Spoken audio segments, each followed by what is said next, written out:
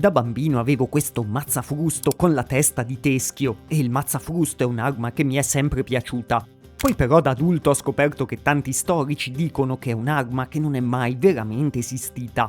Ma come stanno le cose? Beh, in questo video andrò a caccia proprio delle vere fonti storiche per cercare di capire se il mazzafrusto è un'arma realmente esistita, oppure se è solo proprio una fantasia un po' strana delle epoche successive. E per tentare di scoprire veramente tutto sul mazzafrusto avrò anche la collaborazione del professor Ross, che è un esperto di armi medievali e che ringrazio subito tantissimo per aver voluto collaborare a questo video. Quindi, composta la squadra di intrepidi eroi, andiamo a cercare di scoprire la verità sul mazzafrusto. Una delle armi più iconicamente associate al cavaliere medievale, ma anche una delle più fraintese. Penso che sapete già tutti che è un mazzafrusto, ma visto che dovremo indagare approfonditamente su quest'arma è meglio specificare velocemente di che parliamo di preciso. In più è un'arma che viene chiamata anche con tanti nomi e ha diverse varianti.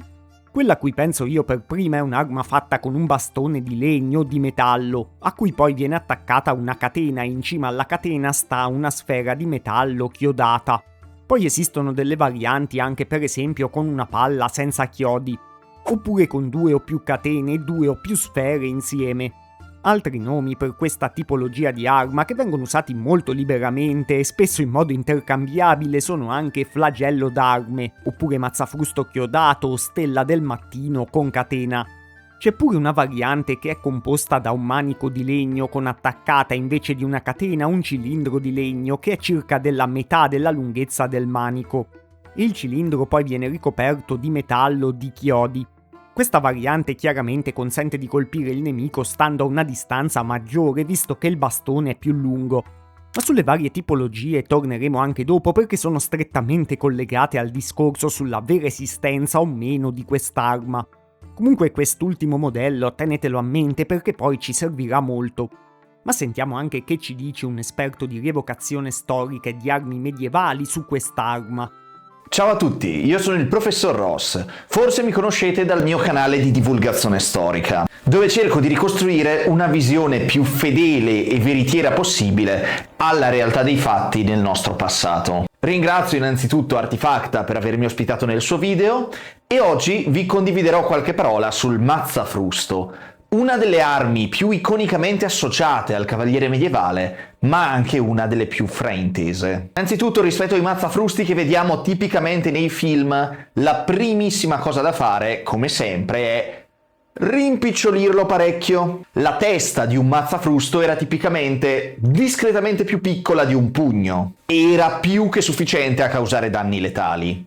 Bisogna rivedere anche l'utilizzo che ci viene mostrato nei prodotti fantasy del mazzafrusto, dove spesso viene fatto mulinare sopra la testa come un lazzo per poi colpire con estrema potenza, molta più energia di quella che avrebbe una mazza normale delle stesse dimensioni. Tutto questo però è sbagliato. Diciamo che tanti storici però sono stati scettici su quest'arma almeno fin dalla metà del 1900, quando ha cominciato proprio a comparire sempre di più nei media contemporanei che volevano raffigurare il Medioevo. Anche Howard Oakeshott, che è famoso per aver proposto una classificazione delle spade, ha definito i mazzafrusti come delle armi grezze e usate prevalentemente nei film. Delle armi che dovevano rappresentare un pericolo per i propri commilitoni piuttosto che una minaccia per i nemici. Però un dibattito contemporaneo è stato aperto da Paul Sturtevant, che è uno storico medievista e anche un accademico che ha lavorato in varie università. Lui ha pubblicato un articolo nel 2016 che è intitolato Il curioso caso dell'arma che non è mai esistita e già il titolo dice tutto. L'articolo poi ha avuto un grande successo e è stato ricondiviso online portando a dei nuovi dubbi sulla vera esistenza del nostro mazzafrusto. Secondo Sturtevant quest'arma è il frutto dell'immaginazione delle epoche successive al Medioevo. Lui comincia il suo articolo portando l'opinione di altri storici affermati che pensavano che il mazzafrusto o fosse stato poco utilizzato o fosse direttamente un falso storico. Poi lui stesso aggiunge diverse argomentazioni per cui l'arma non sarebbe mai esistita. Dice che in primis il mazzafrusto come arma da guerra non ha un buon design. Secondo lui quest'arma è molto difficile da controllare perché la catena potrebbe far rimbalzare la palla chiodata dopo lo slancio contro chi la usa. Quindi in una formazione compatta uno rischierebbe di far rimbalzare la palla contro i suoi stessi alleati in un duello contro se stesso. In più, secondo lui, la catena è anche un punto debole perché potrebbe spezzarsi o ritrovarsi avvolta intorno a altre armi più lunghe, rimanendo sostanzialmente incastrata. Però esistono addirittura dei modelli veri conservati nei musei di quest'arma, quindi Sturtevant ha dovuto anche spiegare l'esistenza di questi modelli. Con l'aiuto di un esperto di armi e armature medievali ha valutato prevalentemente l'aspetto di questi modelli. Fa alcuni esempi che sono tutti datati tra il 1400 e il 1600, ma sospetta che alcuni potrebbero essere anche di epoca successiva. Comunque per i modelli conservati che fa vedere lui si nota o che hanno una catena troppo debole o che sono molto decorati. E quindi sembra improbabile che siano stati veramente usati in battaglia. Oltre alle decorazioni, lui nota giustamente che ormai alla fine del 1400 si stavano diffondendo le armi da fuoco, quindi il mazzafrusto, che è un'arma che richiede di stare ravvicinati al nemico, non sarebbe stata più molto utile. L'ultimo problema di Sturtevant è che i mazzafrusti sono raffigurati anche in dei manoscritti medievali. Perché i medievali avrebbero dovuto raffigurare un'arma che non esisteva? Beh, lui prendendo questi manoscritti nota che in realtà potrebbero raffigurare delle cose di fantasia. Il primo esempio che porta raffigura delle scene dei viaggi di Marco Polo. E si sa che alcune cose dei viaggi di Marco Polo possono essere solo delle meraviglie inventate per stupire i lettori. Anche se spesso comunque è dibattuto se molte di queste meraviglie non abbiano una base di verità. Il secondo esempio che porta invece è proprio un manuale di tecnologia militare che dovrebbe essere in teoria più attendibile. Però anche qui nota che a volte il disegnatore si è fatto prendere la mano con dei disegni fantasiosi. Quindi Sturtevant conclude con due vie possibili per la vera storia del mazzafrusto. O era un esperimento tecnologico tardo-medievale che non ha mai avuto successo a causa dei suoi difetti di design. Oppure il mazzafrusto era un'arma puramente artistica e ornamentale che era nata dalla fantasia di quell'epoca ma non era mai stata usata veramente in guerra. Aggiungo io, tipo le spade laser della nostra epoca per capirci, che ormai sono usate, come penso sapete, pure in delle vere competizioni. E magari nel futuro potrebbero pensare che noi le usassimo per davvero, ma in realtà sono un'arma di fantasia. Beh, dopo aver letto quest'articolo, uno potrebbe dire che il mazzafrusto è un'arma che non è mai stata usata veramente in battaglia e fine. Però ricordiamoci della mia mazza chiodata con la testa di teschio che reclama giustizia. Comunque già all'uscita dell'articolo di Sturtevant ci sono state tante persone che non sono rimaste molto convinte dall'idea. Lo stesso autore infatti poi ha dovuto aggiungere delle cose alla sua ipotesi rimandando ai guerrieri delle steppe orientali che brandivano i kisten. Questi kisten erano dei mazzafrusti con sfere lisce di metallo o di osso fissate all'impugnatura tramite una corda o una cinghia di cuoio e non una catena. Io stesso di solito sono uno a cui piace andare a vedere se le nostre rappresentazioni attuali del passato, per esempio nei film o nei videogiochi, corrispondono con le vere fonti storiche. Quindi alla fine sarei ben disposto a arrendermi all'idea che il mazzafrusto è stato inventato più recentemente. E ho letto pure in giro altre argomentazioni sulla linea di quella di Sturtevant. Però in questo caso l'idea del falso storico non mi ha convinto subito molto.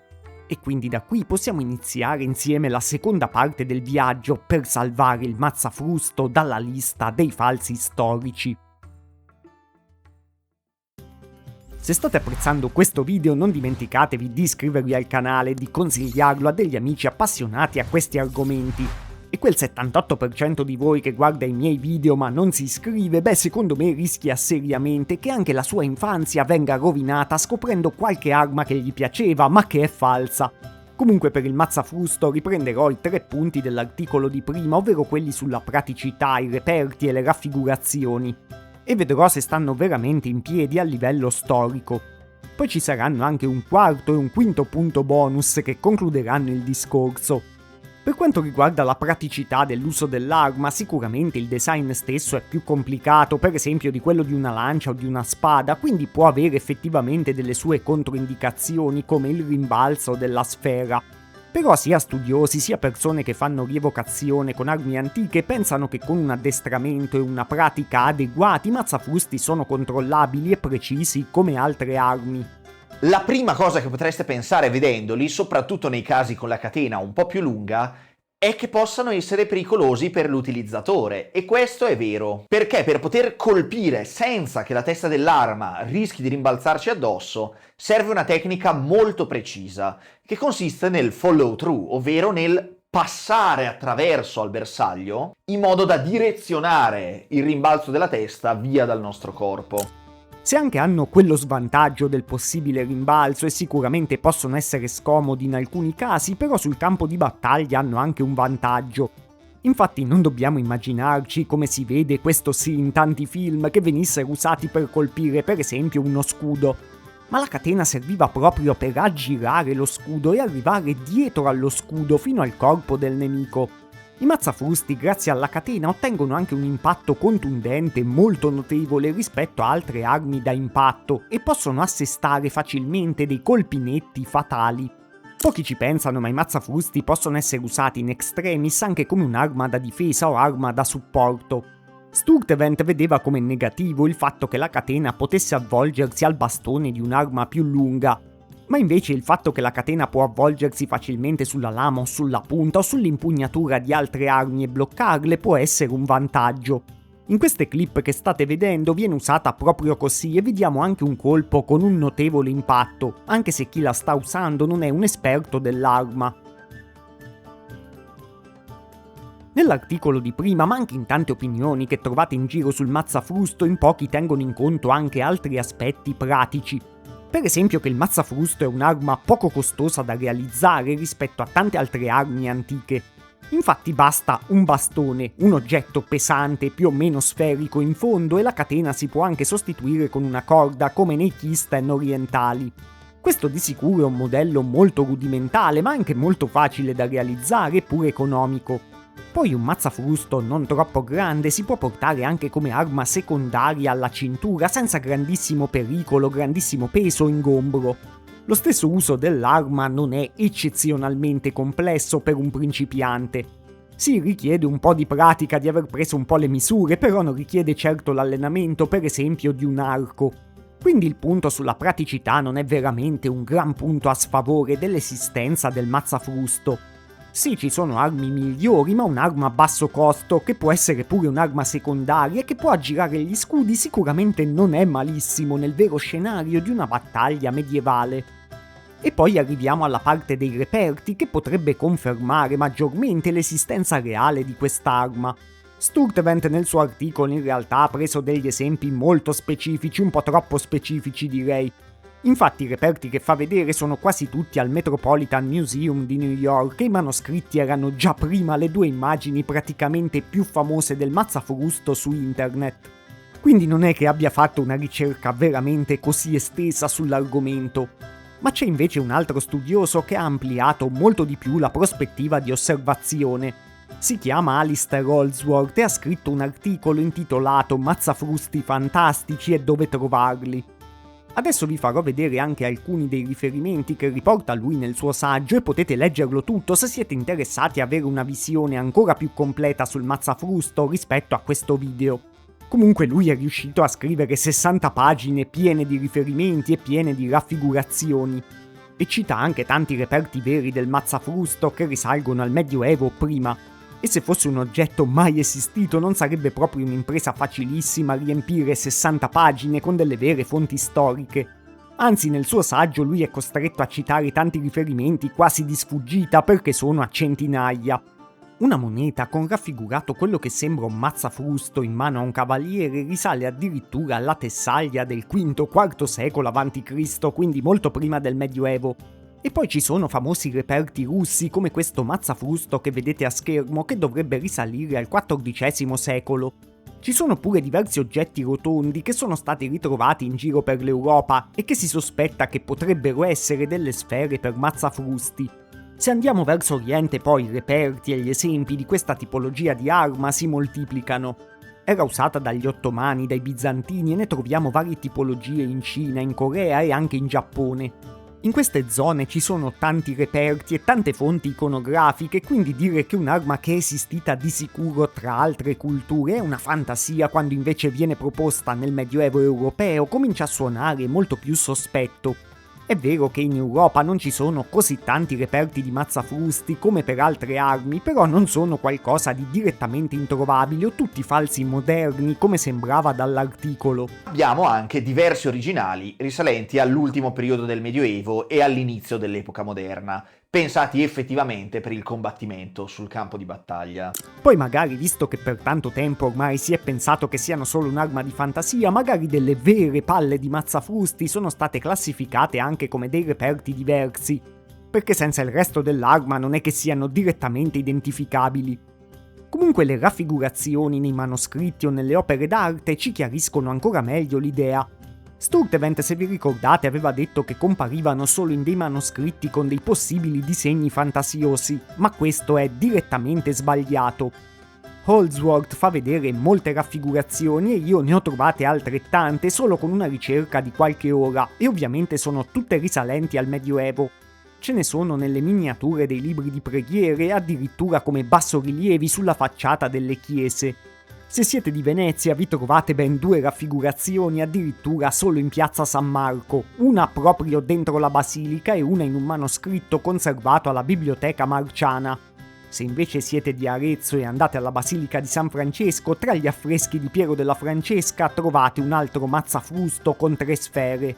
Quindi le rappresentazioni ci sono e non sono per niente solo in contesti in cui il disegnatore sta dando sfogo alla sua fantasia. E adesso veniamo anche al primo punto bonus che vi avevo promesso. Il punto bonus è un ragionamento sulle possibili origini di quest'arma, su cui chi dice che è un'arma di fantasia non si focalizza molto, e invece è veramente importante per poter ipotizzare se sia esistita o meno. Il mazzafrusto ha un design molto semplice e segue un principio fisico banale. Può essersi evoluto facilmente, per esempio, da una frusta o dal flagello. Ho fatto un altro video su delle misteriose sfere scozzesi che risalgono al 3500 a.C. circa, e già queste sfere potrebbero essere state usate proprio per un'arma simile al mazzafrusto. Lì non abbiamo la certezza, però il principio dell'arma è così semplice che pensare che in Occidente non sia mai esistita non è una grandissima idea. Poi sappiamo che già gli egizi o gli antichi romani usavano flagelli che anticipano molto da vicino il design del mazzafrusto. Non solo, ma il mazzafrusto potrebbe anche essersi evoluto da un altro strumento, cioè il correggiato o trebbio. Perché il mazzafrusto nasce, e questo potrebbe sorprendervi, come attrezzo agricolo. Il trebbio è un utensile composto da un lungo bastone di legno a cui è attaccato un altro bastone più corto e spesso un po' più grosso, connesso tramite una breve catena. Veniva utilizzato almeno sin dal XIII secolo, probabilmente anche prima, per trebbiare il terreno, appunto. Ma non me ne intendo tanto di agricoltura. Sta di fatto che qualcuno, osservando questo particolare oggetto, ha fatto la giusta deduzione che potesse essere un'arma abbastanza efficace. E così nasce il trebbio da guerra o mazzafrusto a 2 mani. L'elemento contundente viene rinforzato con delle parti metalliche, a volte anche delle punte acuminate, che ne massimizzano la letalità. Il trebbio è relativamente semplice da usare. La sua testa contundente può avere delle traiettorie un po' imprevedibili, quando magari dopo aver colpito un bersaglio rimbalza indietro, ma la lunghezza dell'asta tiene noi e le nostre mani soprattutto al sicuro da questo contraccolpo. E questa è proprio la tipologia di mazzafrusto su cui vi ho fatto mettere l'attenzione all'inizio, quando abbiamo fatto una panoramica sulle varie tipologie. In delle vere guerre i contadini rinforzavano proprio il correggiato con il metallo o con le punte, creando un'arma poco costosa ma molto pericolosa. L'arma è attestata più volte nel Medioevo, per esempio come usata da dei contadini contro mercenari fiamminghi già nel XII secolo. Ma probabilmente è un'idea usata spesso già da prima in varie parti del mondo. Infatti anche in Cina, per esempio, un bastone che si usava per la coltivazione del riso si è evoluto in un'arma simile. I coreani usavano addirittura la loro versione del correggiato a cavallo e con una mano sola, in un modo che ricorda moltissimo un mazzafrusto usato a cavallo, e che quindi può confermare sia che il mazzafrusto si potesse usare a cavallo, sia che fosse collegato al correggiato. In Italia potevano usarlo delle milizie popolane anche cittadine e queste armi compaiono poi sia in veri casi giudiziari inglesi e addirittura nelle raffigurazioni degli eserciti crociati. È anche un'arma tipica delle rivolte degli Ussiti, che erano in gran parte proprio dei contadini armati della Boemia nel XV secolo. Pure diversi manuali di arti marziali europei tra il 1400 e il 1600 hanno delle illustrazioni e direttamente delle lezioni su come usare il correggiato come arma. Quindi probabilmente, pur essendo un'arma di origine contadina, non era disprezzata neanche da guerrieri più professionalizzati. Del resto, infatti, tantissime armi antiche nascono da strumenti da lavoro quotidiani come asce o falci. Già nella parte dedicata ai reperti poi abbiamo visto che molti vengono dalla Russia e in Europa orientale abbiamo detto che c'era la tradizione di un'arma chiamata kisten. Questa era usata sicuramente pure da popoli nomadi di cavalieri tra il X e il XIII secolo. Il professor Ross ci spiega proprio come la trasformazione da arma agricola a due mani a arma a una mano potrebbe essere stata influenzata dal combattimento a cavallo. A questo punto però c'è da chiedersi: perché creare una variante a una mano di quest'arma che aggiunge una notevole difficoltà in più rispetto a quella a due mani? La risposta più logica sarebbe per poter implementare uno scudo. D'altronde il mazzafrusto è molto carente in termini difensivi. A quel punto però basterebbe utilizzare una mazza, molto semplicemente. Anche perché il mazzafrusto non colpisce più forte rispetto alla mazza. Nel momento del colpo, la forza centrifuga esercitata sulla testa dell'arma tende la catena, quindi proprio a livello di fisica tutta l'energia sarà applicata su una leva non diversa da quella di un bastone rigido delle stesse dimensioni. Anzi, eseguire un follow through, come abbiamo descritto, un proseguo dell'arco di movimento dell'attacco con un'arma normale, rigida, genera più potenza dopo l'impatto, continuando a spingere nell'avversario. Mentre invece questa tecnica con un mazzafrusto serve solo a assicurarsi di non venire colpiti a nostra volta. Perché nel momento dell'impatto tutta l'energia cinetica e la forza centrifuga che teneva dritta la catena si disperde su di essa e non c'è più possibile applicare forza alla testa, all'elemento contundente. Siccome però quell'energia cinetica viene dispersa lungo la catena, quello che succede è che non può discendere lungo l'impugnatura, cosa che invece con le armi contundenti tradizionali può capitare. Un colpo molto forte dato con una mazza che arrivi nel modo sbagliato può rischiare di ferire la mano di chi lo impugna per l'impatto, lo shock che si trasferisce su di essa. Questo è particolarmente vero quando si combatte a cavallo, dove sulla nostra mano arriva oltre al colpo, all'energia generata dal nostro colpo, anche quella creata dal cavallo in carica. E è proprio qui che subentra il mazzafrusto a una mano. Mentre nell'altra mano teniamo le redini, il mazzafrusto ci consente di colpire con la massima forza in carica contro altri cavalieri o fanteria senza rischiare di subire un contraccolpo alla mano. E effettivamente nella stragrande maggioranza delle iconografie il mazzafrusto a una mano è sempre mostrato nel combattimento equestre. Ringrazio di nuovo Artifacta per avermi ospitato e spero di vedervi sul mio canale. Quindi il nostro mazzafrusto di cui stiamo parlando è un'arma che ha pure diverse origini possibili, dalla frusta, dal flagello, dal correggiato. Nella sua forma più corta magari potrebbe anche essere stato introdotto in Europa dall'Oriente e comunque ha un design basilare.